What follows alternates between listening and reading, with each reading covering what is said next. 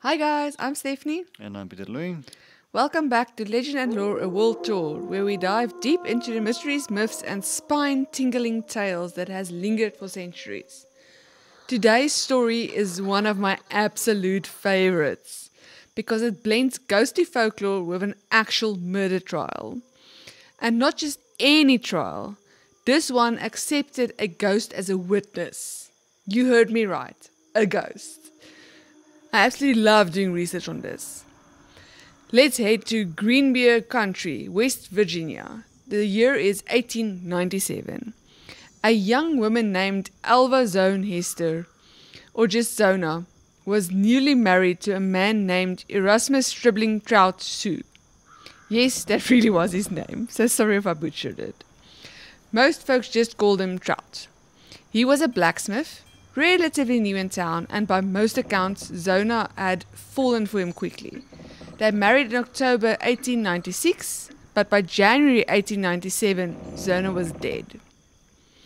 Trout claimed to have discovered a body when he sent a boy who worked for him to the house. The poor boy walked into a horrifying scene. Zona was lying at the foot of the stairs, lifeless, face frozen in what he called a look of terror. Her body was already laid out by the time the doctors arrived.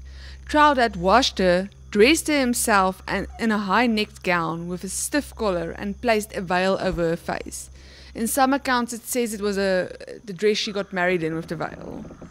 And then they say the veil was folded a bunch of times around her neck. All of this was unusual. Back then it was women who dressed the dead, not husbands. But Trout insisted. He even cradled the head on his lap during the viewing and became extremely upset, nearly violent, whenever anyone came near her neck. So just for the viewing part, I have heard previously that in those days people actually came to your house to view the dead. I don't know why. It's weird. But it was I have heard a previous account of this happening, that they clean up the body and then people come and view them and say their goodbyes. Where is this? What country are we in? We're now in America. West Virginia. West Virginia. Okay. So I'm stuck at Europe for some reason. But like I said, the viewing at the house, I do believe, yes, it still happens till today. People come to your house to view the body. Like you have the viewing. No, thank you, not in here. Special rooms or whatever. We don't do this in our country. I don't know country. I don't know black culture. I doubt it. I don't think we much do that.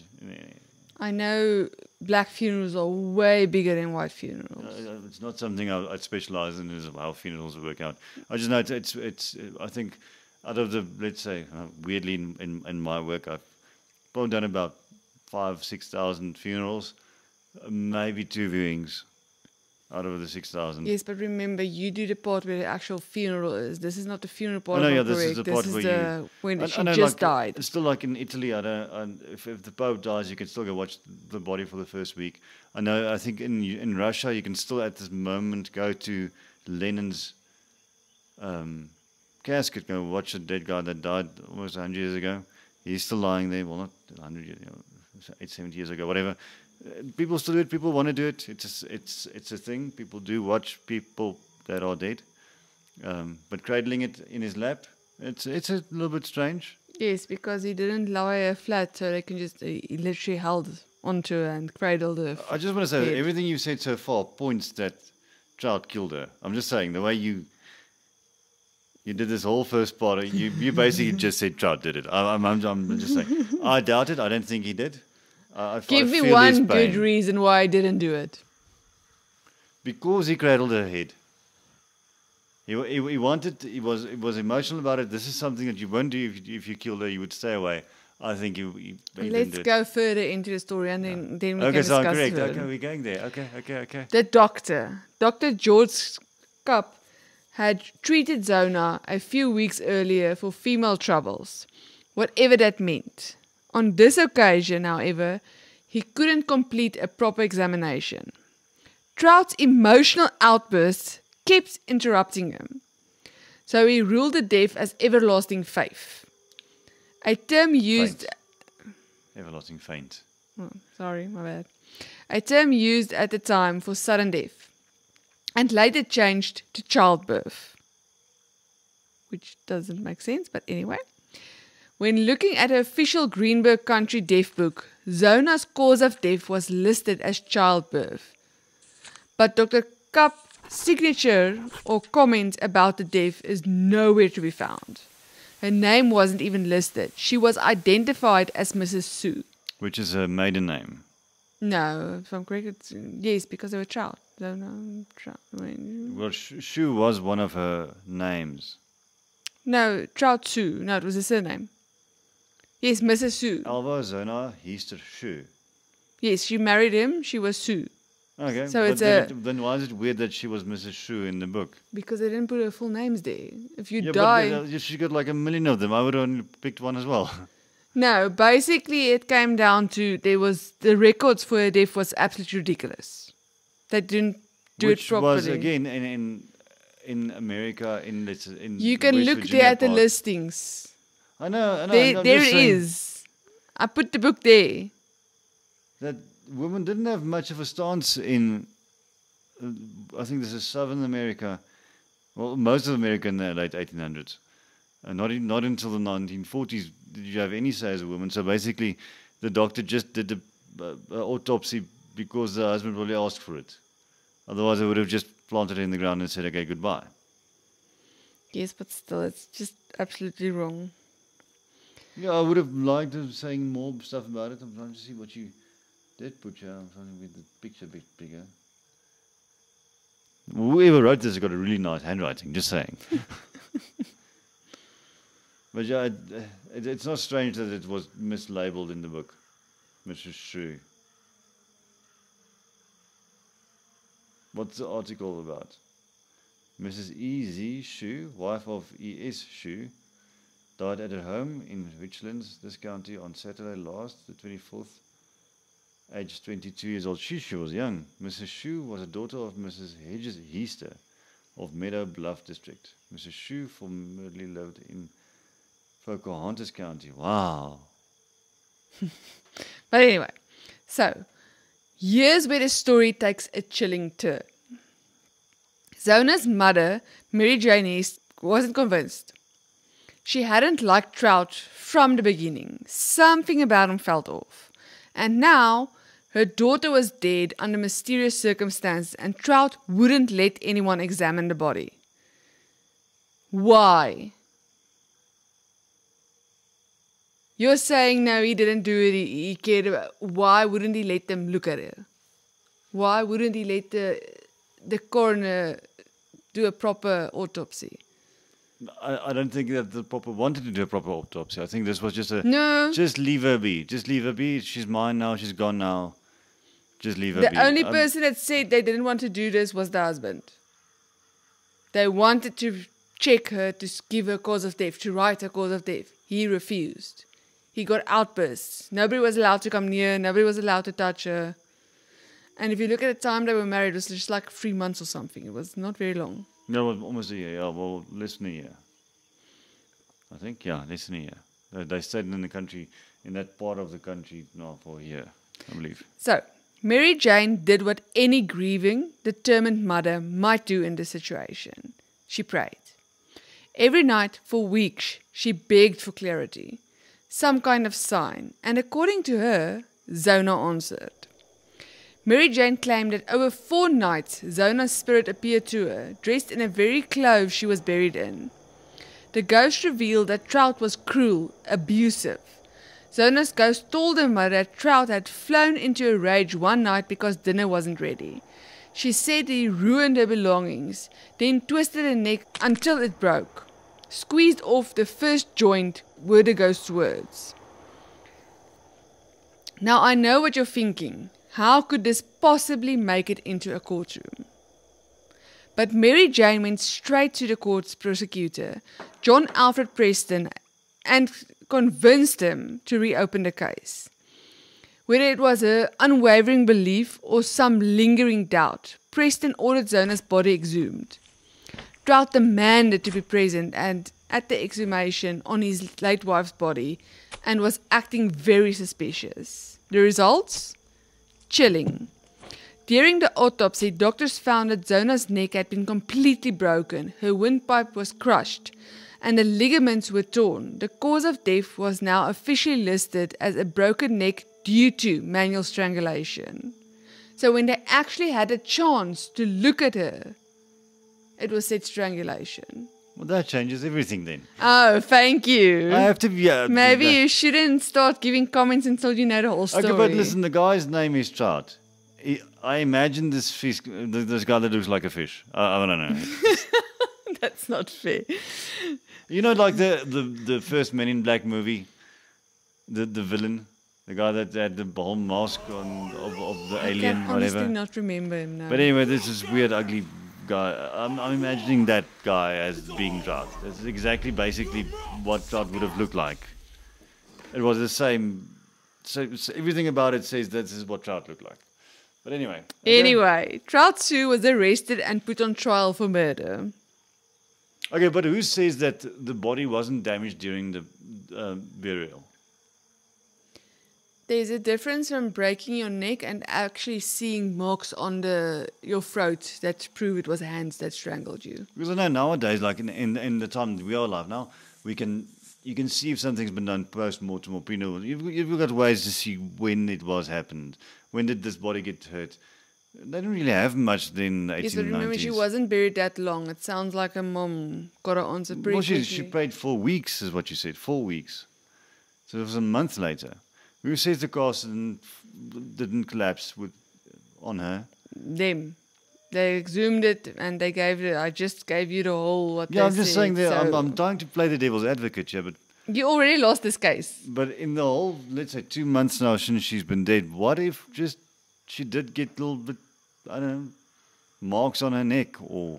No, there's no way. Not that type of marks. So anyway, I have a little newspaper article there. You can read it later. I'll add it on Facebook for anybody else that wants to know about it.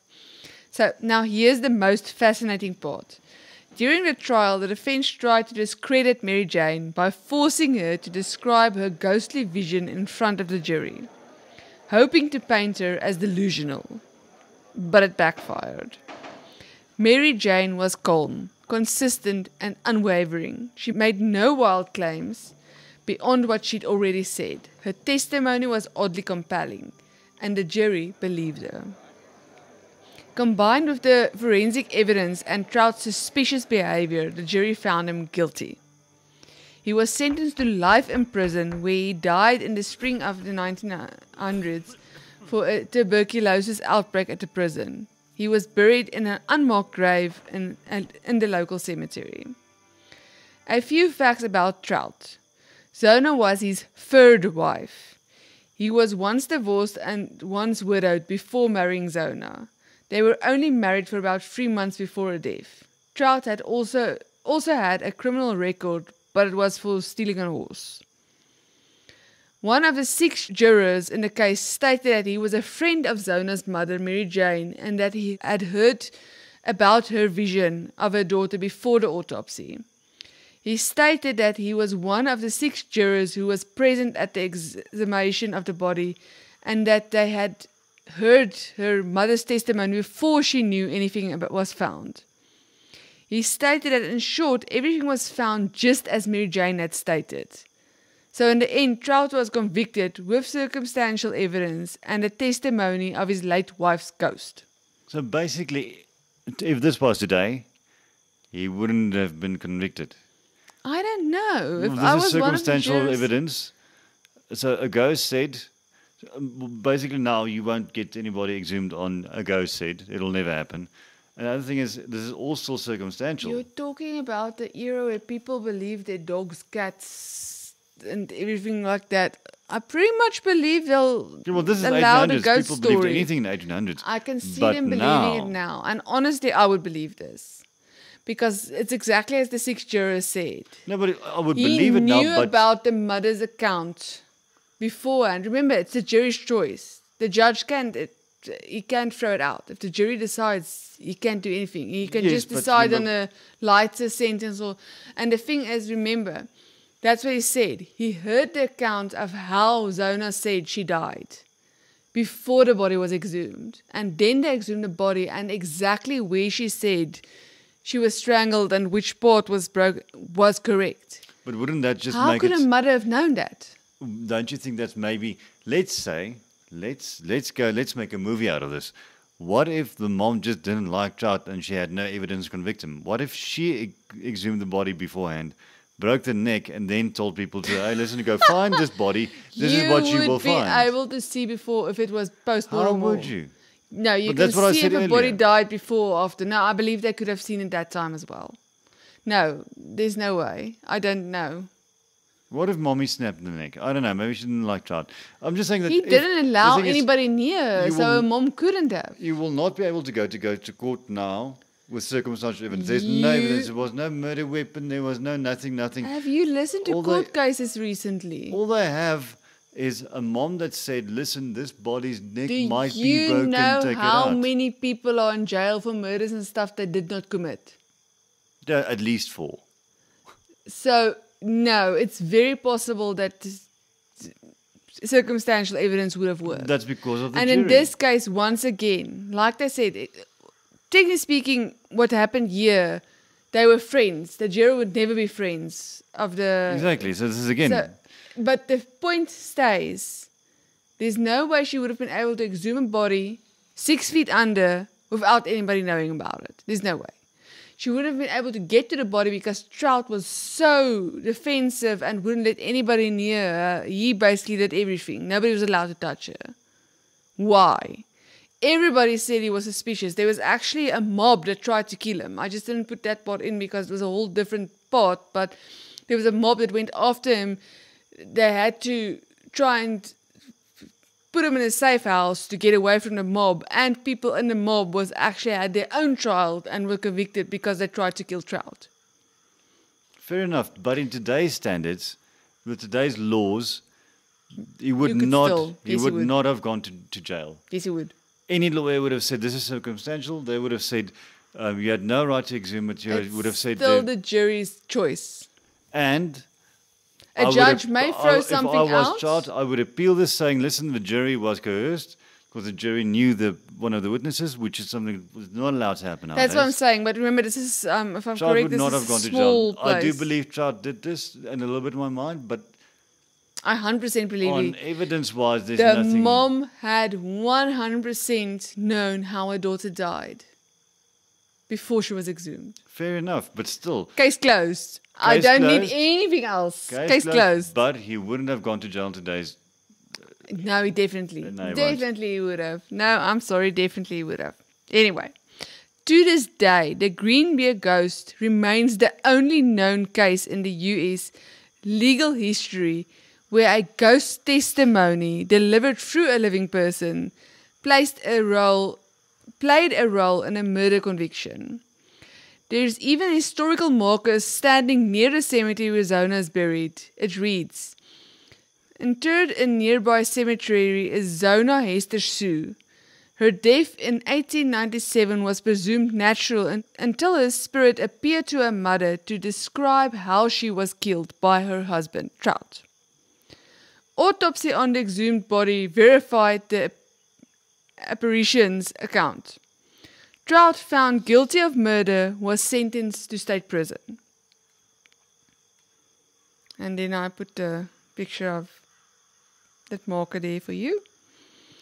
So, skeptics might argue that Mary Jane simply picked up on signs others missed, like collars or the sudden death, Trout's strange behavior, and that she created the ghost story as a way to push officials into taking action. But here's the thing. She knew about the broken neck before the autopsy, and that detail had been carefully hidden.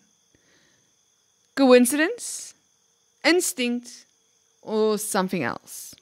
Whether you believe in ghosts or not, the story of the Green Beer ghost endures because it challenged what we think we know about justice, belief, and the boundaries between the living and the dead.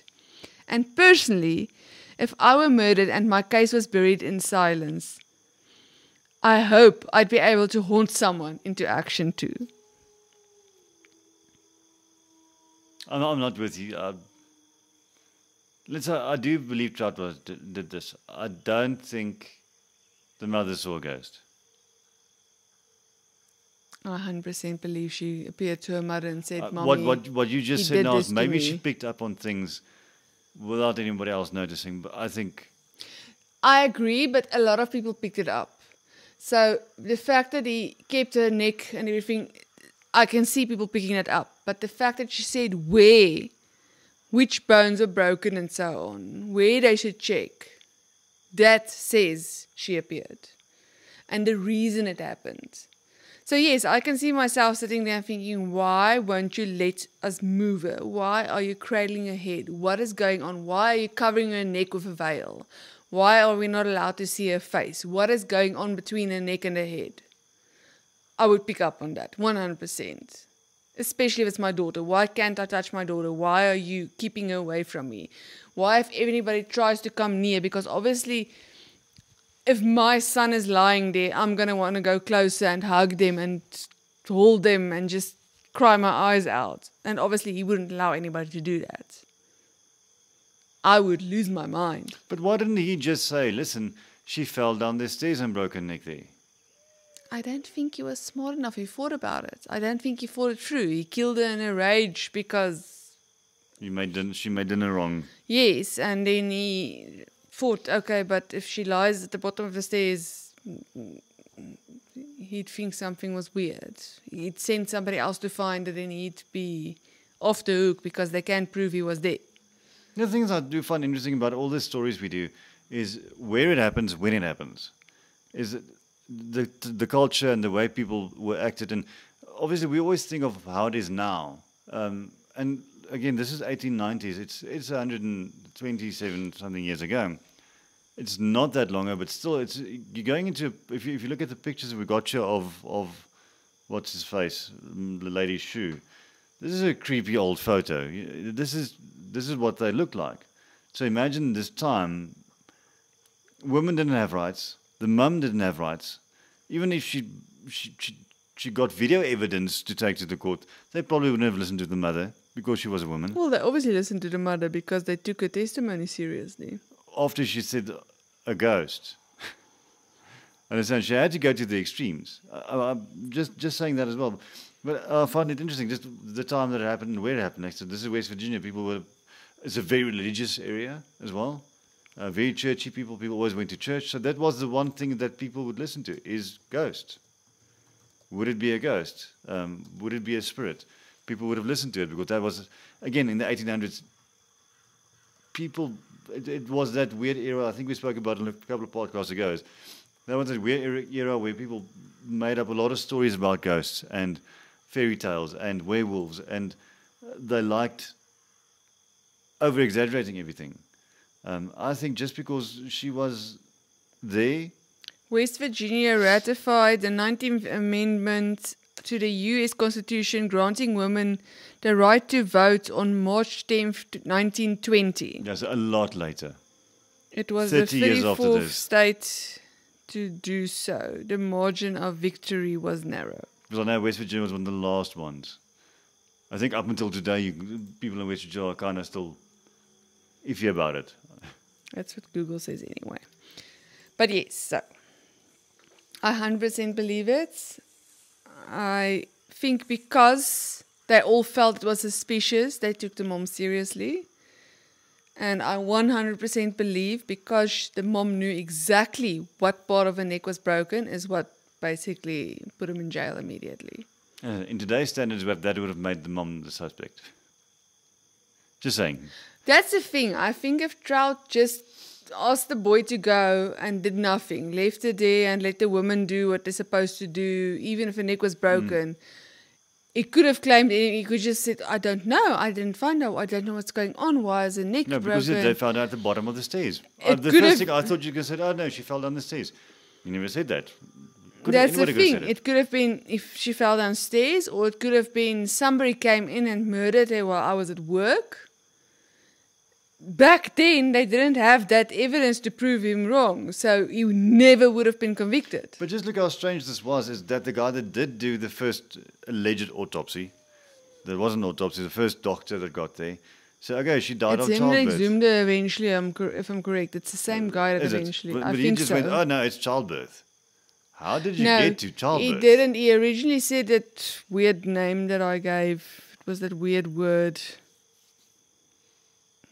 I actually went and Googled it because it was so weird. He called it something else. Everlasting faint. No, I've never heard that before. Is that childbirth? No, that was a term used for sudden death, as in they didn't know really what happened. And then he changed it to childbirth. And I was like, but why? She was married for only like 3 months or something, so why would it be childbirth? And then at some account it said she already had a son with somebody else before she married Trout. So, okay, she wouldn't have an issue necessarily for premarital intercourse or whatever. So it's probably possible that she would have been pregnant, but it's just far-fetched to me. And then, like I say,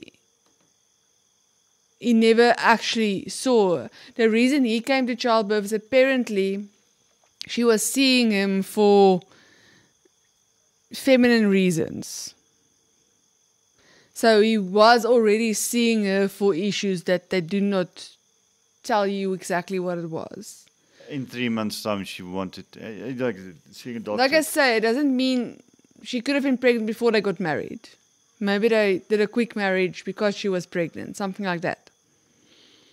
So, because especially that time, remember, if you're pregnant before you get married, it's frowned upon. So that could also be the reason why it was never said why she saw the doctor in that time for her feminine issues.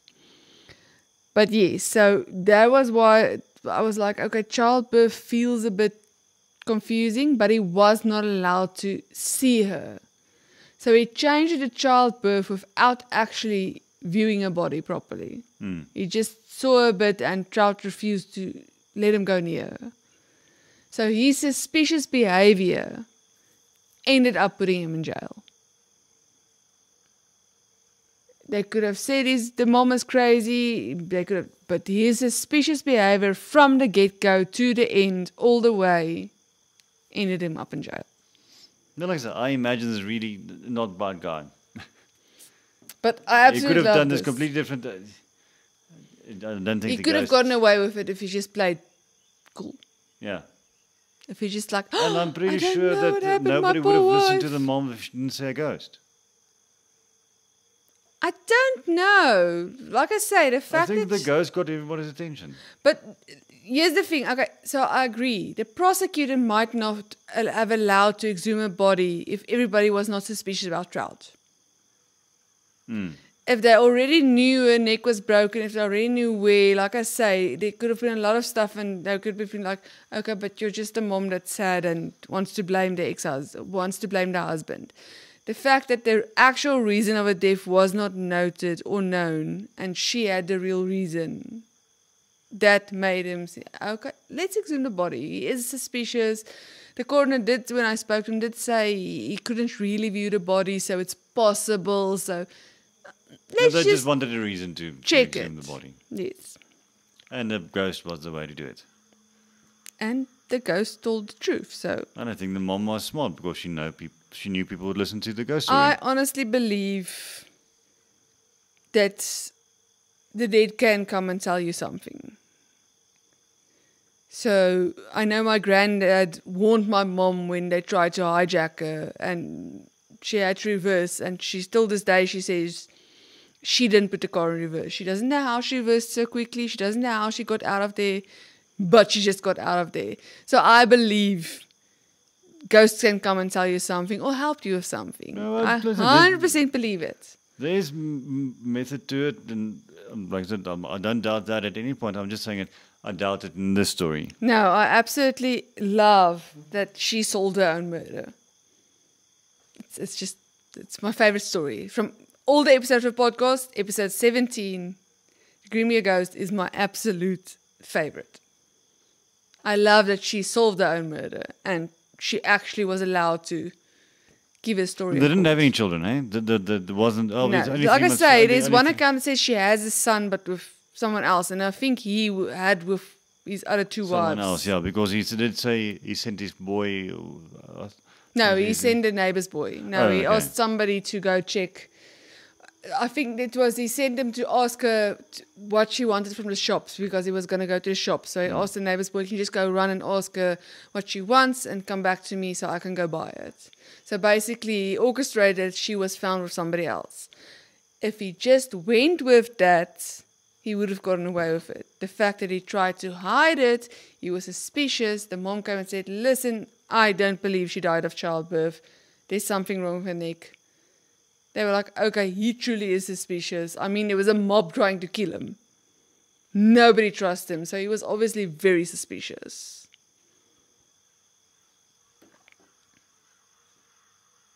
Okay. If you enjoyed diving down the rabbit hole into the world of weird with us, be sure to subscribe, leave a review, and share your own thoughts. Remember to follow us on Instagram, Facebook, and YouTube for more content. And please share our podcast with fellow folklore lovers to help us grow.